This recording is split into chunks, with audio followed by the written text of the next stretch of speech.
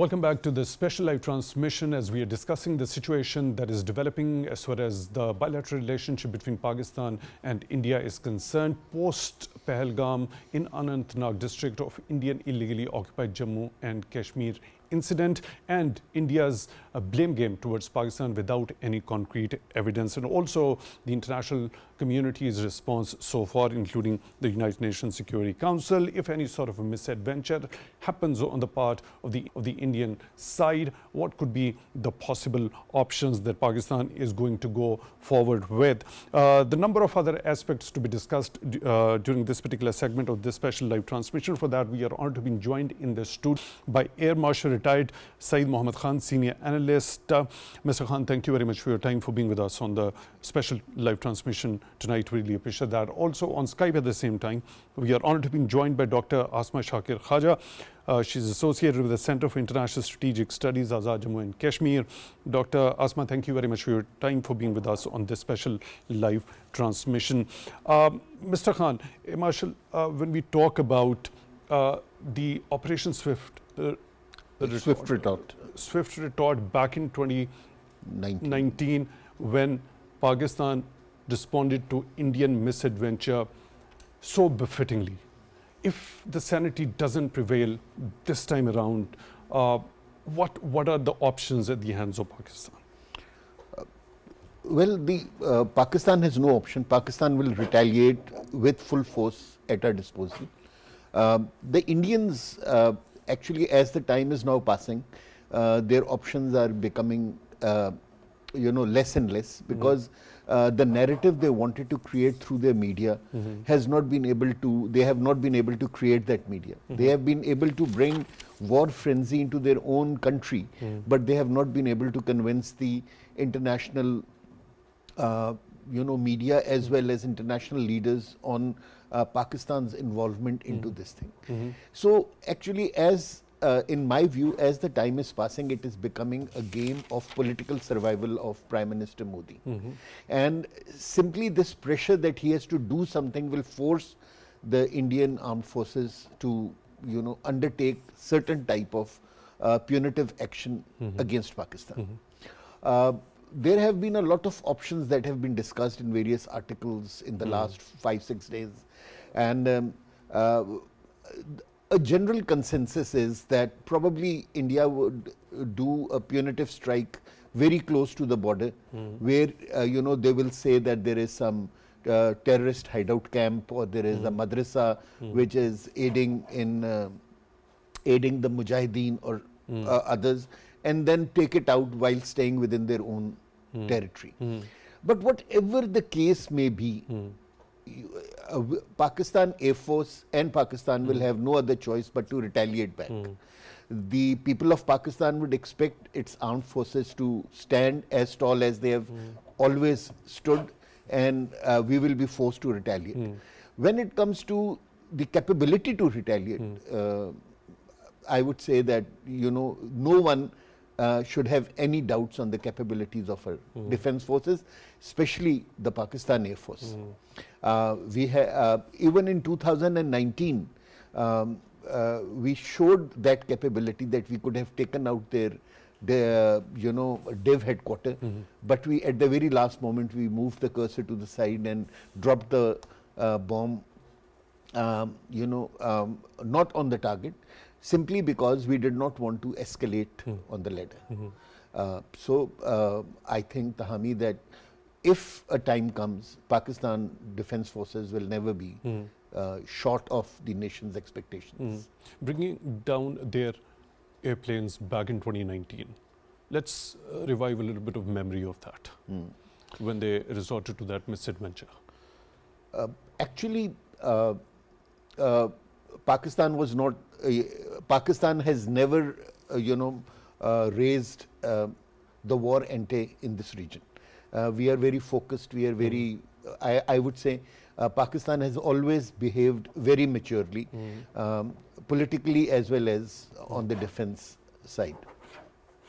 On 26th February, the Indians, they did the Balakot strike, and they just dropped bombs in which we say that a few crows were Yeah. were dead That is then. exactly the point where I was about to come, because in your earlier take, you talk of that very general consensus that prevails over here, that what we have seen, so much has been written about it, that India might resort to some sort of punitive, the so-called punitive It's a strike. strike. Is it going to be on the same lines as happened on At 26th of Balakot, February back in 2019, I when think, only a couple of crores, I guess, yes, were yes, because harmed? they will just like to create a scene, and through the media, the Godi media in India, they will try to make it a success story, like they tried to make it in 2019. They will make their people fools over there, and um, and Well, this is a very interesting scenario. Modi might be able to save himself politically in the upcoming Bihar So elections. can he, I'll come back to you for your detailed understanding regard, as you are of the view that this particular entire saga perhaps it owes to that very political survival Narendra Modi wants at home. Dr. Asma, when we talk about such sort of an incident happening within India or in Indian illegally occupied Jammu and Kashmir without any sort of an evidence or a concrete proof, India starts blaming Pakistan. This time around, they've taken some unilateral and aggressive measures, and Pakistan responded in kind after that very National Security Committee meeting we had here in Pakistan. Why every time any incident of such nature happens there, India starts pointing fingers towards Pakistan without any concrete evidence? So there is a particular pattern. Why this particular pattern? Thank you for asking such an important question. Patron is there because Modi regime, his government, they are unable to face the accountability. I was reading an article and it says that instead of bloodthirsty politics, Modi should start accountability. So, in order to evade that probability of accountability and detract public from the actual questions what a public should ask after such incident, Modi starts Pakistan bashing and every such thing because again he fetched domestic popularity and domestic vote bank based on anti-islamism and Pakistan. So he gathered all his vote bank by teaching his people that how to hate Pakistan and how to curb Islam in the region. So these are the two three reasons that Modi doesn't want that people should question his governance. But luckily, there are several Indians who are asking Modi that before pointing fingers to Pakistan, he should answer the basic questions what a democracy, so-called democracy, if India is the democracy, should answer to its people that how and this incident took place when government claims normalcy. They have plenty of military officials, like 900,000 officials in say located deployed in IIOJK. So how this thing happened? But because Modi is unable to take the brunt, to take the responsibility on his shoulders, and this what happened today, like Indian government has banned Pakistani news channels, YouTube channels in India. They are not allowing those channels, or they are not allowing Indians to watch those channels, and this shows or this reflects upon the power of truth and weakness of lies. So, in order to save Modi's web of lies, they are they are depriving their people's right, basic human right to know. If you, I'm sure you know that all Indian channels are approachable in Pakistan on YouTube. Why Pakistani government did not fear that? Because truth is powerful. I always say that the truth always supersedes the negativity and lies. And then you see the pattern. Pakistani news channels are not provoking war jingoism, because we don't have to build Pakistani nationalism to teach on hatred for Indians or India. But this is the Modi government which has tried to change the equation of nationalism in South Asia, and they again and again endorses that the decision of our forefathers to to make Pakistan, to establish Pakistan, was like 200% correct. The sacrifices they made for Pakistan had its logic, because in we cannot live together with those people who still after 76 years fed their nationalism on hatred towards us. Right, I get your point. Marshal Khan, you already talked about the political circle of Modi at home. So there is a wider perception as to whenever there happen to be an important election within India, a state assembly election, Bihar elections are upcoming. We've also seen general elections happening most recently in India. This anti-Islam and anti-Pakistan narrative, they try to capitalize on this particular narrative. But during that particular election campaign, we saw that this strategy of the Bharatiya Janata Party during the general elections of India didn't sell well or didn't work out well. Do you think it has lost or it has actually lost its very viability, that I agree with its you, viability, and this is the thing which has been used over and over again, and that very strategy doesn't work anymore over there. Well, it's to be seen. I think the Bihar elections would be a test case in that way. But what the lady just said, I would like to concur with her, and that is that truth, is always visible to human eye, and lies do not have any feet. So after 2019, though the Indian media and the government, they tried to make Balakot incident a victory, but somewhere in their hearts they also knew that they were not telling the truth to their nation. And as the time passed, they realized, the nation also, the Indian people also realized that they were not told the complete truth. And what happened on the 27th of February was a complete victory for the Pakistan Air Force and for Pakistan in general. Since then, if you look at the Modi government, they have invested heavily into military hardware. Everyone is saying that this is going to be his last term as the Prime Minister. So he wants to go down into, probably in my view, he wants to go down in history as as a Prime Minister who came and raised the status of India in the Committee of Nations. So he has that, feeling for him that he has to raise the status of India by doing what? By sponsoring the state sponsorship of terrorism of course, on the Western soils of as well, course, here with the immediate neighbor as well. Like they are very close to the Israeli Mossad or the Israel as a country.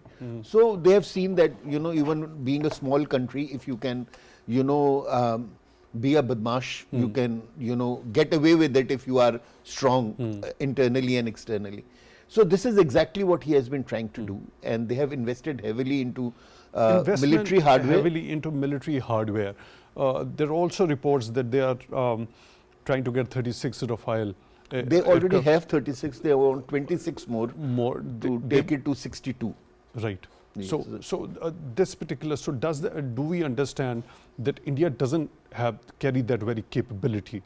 Of course, once there was a big study which was done after 2019, and it was agreed upon by the ones who did that study, was that 68% of their equipment, which especially the Indian Air Force had, was redundant and obsolete.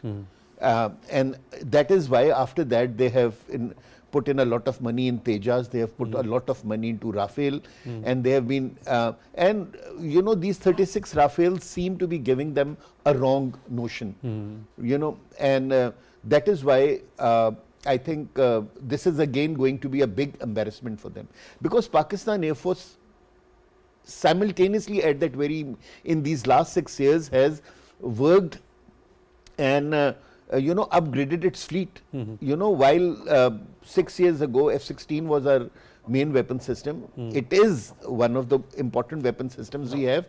But today we have the J-10s, we have the JF-17 Block 3, and recently China has also given us the PL-15Es. Which gives us the first shoot capability in any aerial combat, right? So when it comes down to the Indians know it very well, that when it comes down to person to person capability, then Pakistan Air Force is far ahead than the Indian Air Force. And we have not, I'm not just saying because I belong to the Pakistan Air Force, I'm saying the history of Pakistan Air Force talks for itself.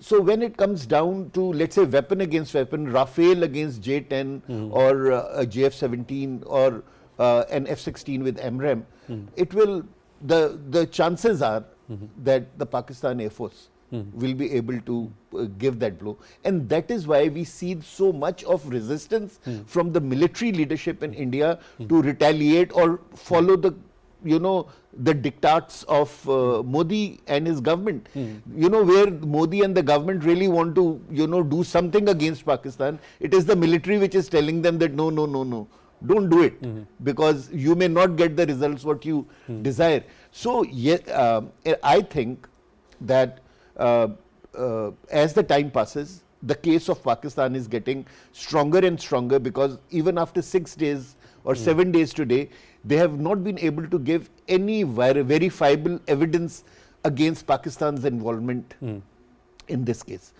Though those people who actually did it, whoever they are, the resistance front or any. It's really heartening for me to learn that when it comes to that weapon against weapon superiority, Pakistan is quite a bigger edge. I'll come back to you when it comes to the human resource, those people who are actually operating, who have got that particular skill. I'll come back to you for your detailed view regarding that. So, Dr. Asma, when we talk about the track record of India and its intelligence agency, the United States Commission for International Religious Freedom has also recently recommended to impose sanctions on Indian intelligence agency RAW.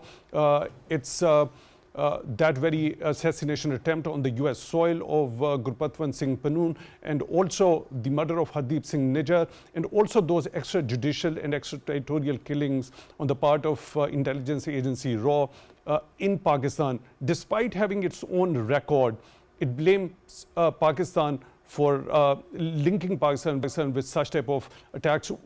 Aren't these examples eye-openers when it comes to the international community and their responsibility to hold any such rogue nation responsible?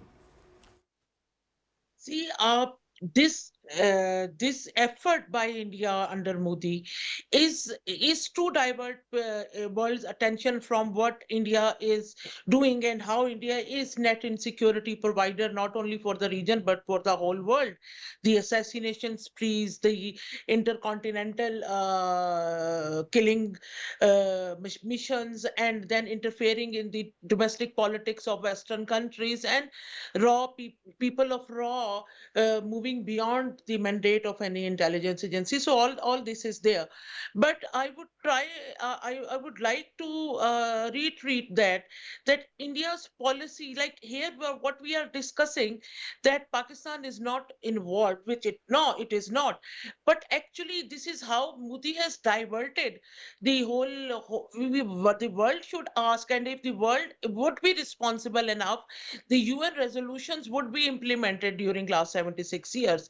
This is the negligence of international community, that Kashmiris are still suffering, and world should ask India about the human rights violation, use of torture as a mean to suppress Kashmiris, the destruction of the destructions of the orchard and the other ways of mediums of earning and economy. If you remember that Indian military destroys the apple orchards in order to build roads and bridges, or other military installations, and this is how the habitat of common people have been affected. So international community, if they have to speak, they should speak at least.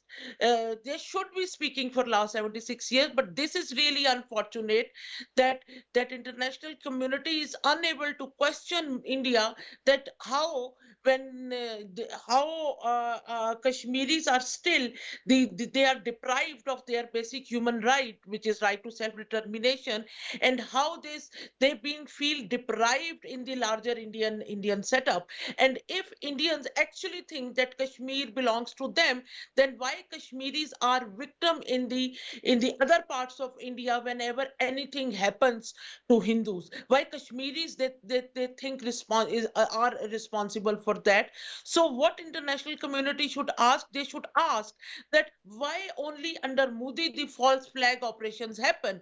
Why every time when there is an international figure visiting India, or India wants to think And pertinent questions that you have highlighted, Dr. Asma, why under most such of false flag operations keep happening and why they coincide with any sort of foreign dignitaries to India or in this particular region. We'll try to get your answer regarding those pertinent questions also, but over here I'll have to go for a quick short break. After this particular break, we'll be resuming the discussion from here. For that, stay tuned.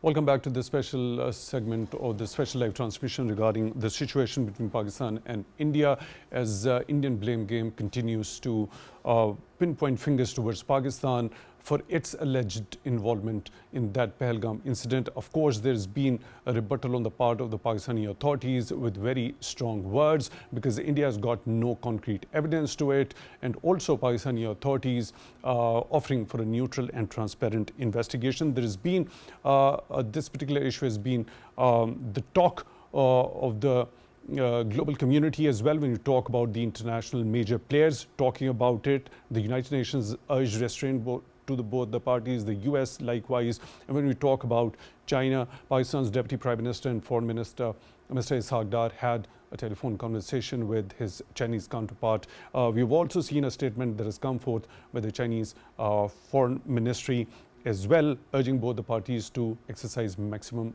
restraint and meet halfway to resolve the crisis. We are joined in the studio by Air Marshal retired Said Mohammad Khan, and on Skype we are joined by Dr. Asma Shakir Khaja. For now, we are honored to be joined by Mr. Ambassador Zamir Akram, former ambassador. Ambassador Akram, thank you very much for your time, for being with us on this special live transmission.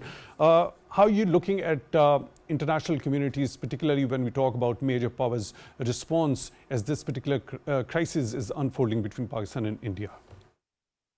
I think the most important outcome of this response, international response, is that no one has endorsed or accepted the Indian allegations against Pakistan about supporting this so-called terrorist attack.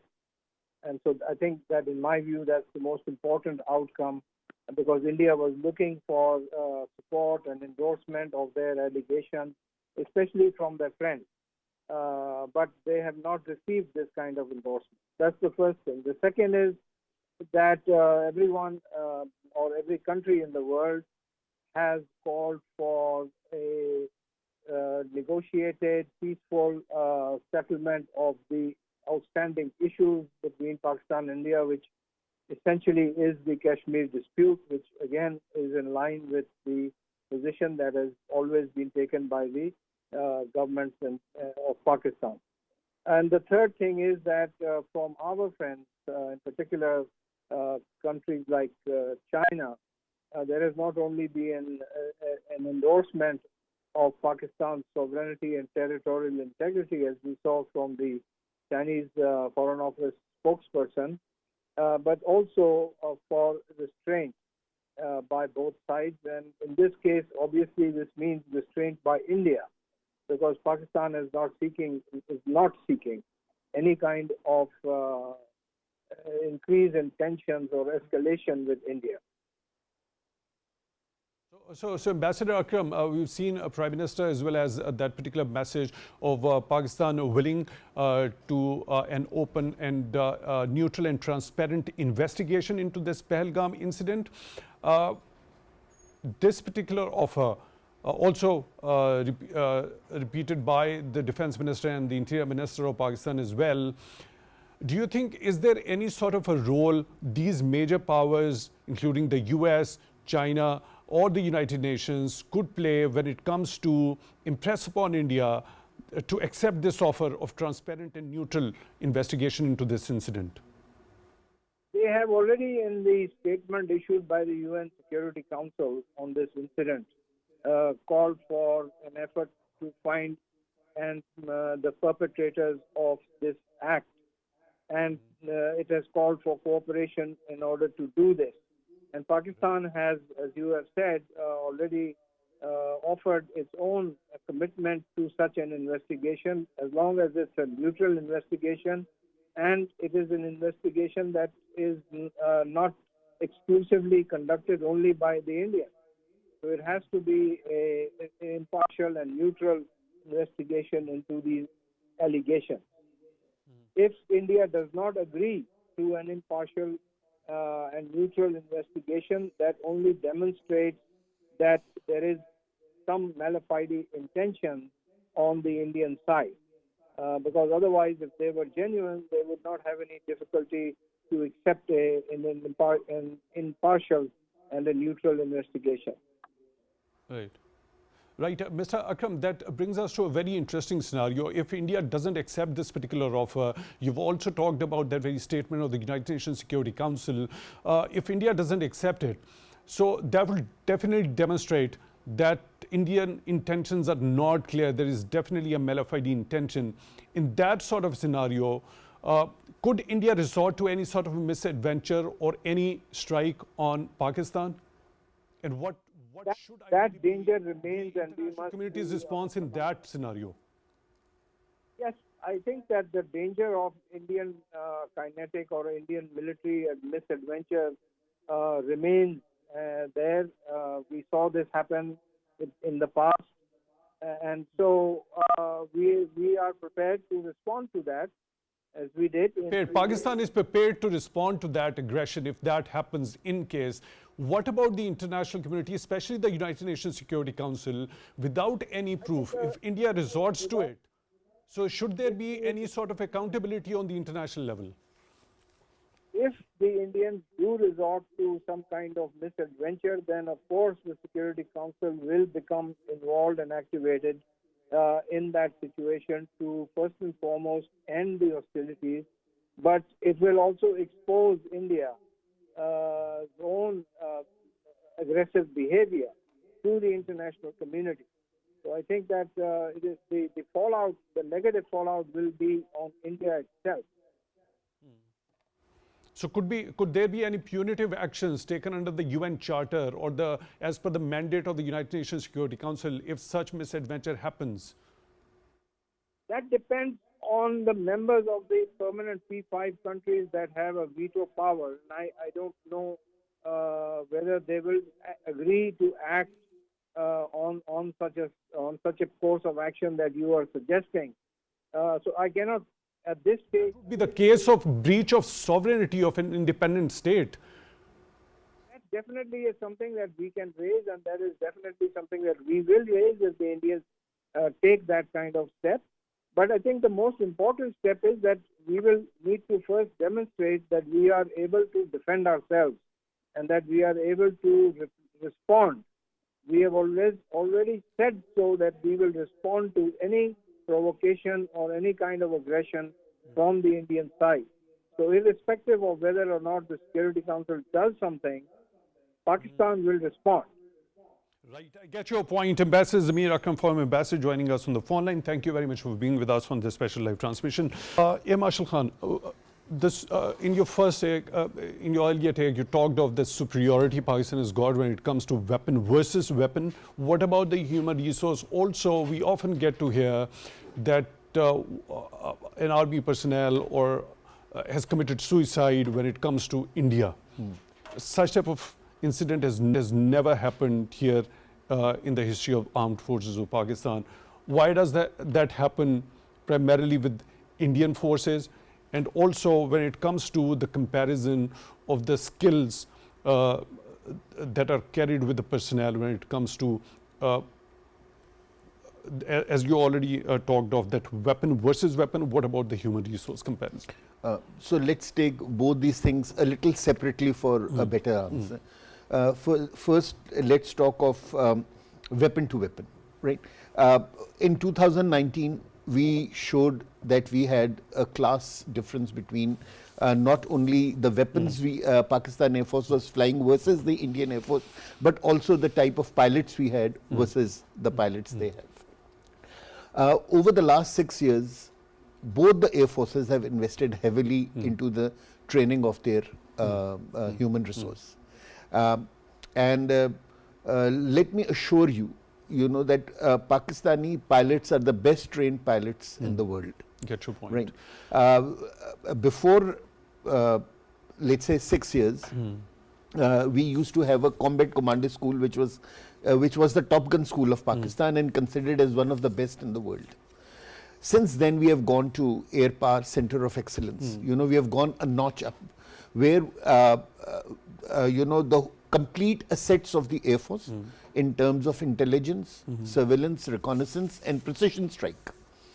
All they have been integrated together to make any mission taken up by the Air Force, to provide 100% results. I get your point. It is of such a high caliber that even air forces like America, like China, like Saudi Arabia, UAE, they are really requesting every year for to come and train with the Pakistan Air Force at one of our bases over here.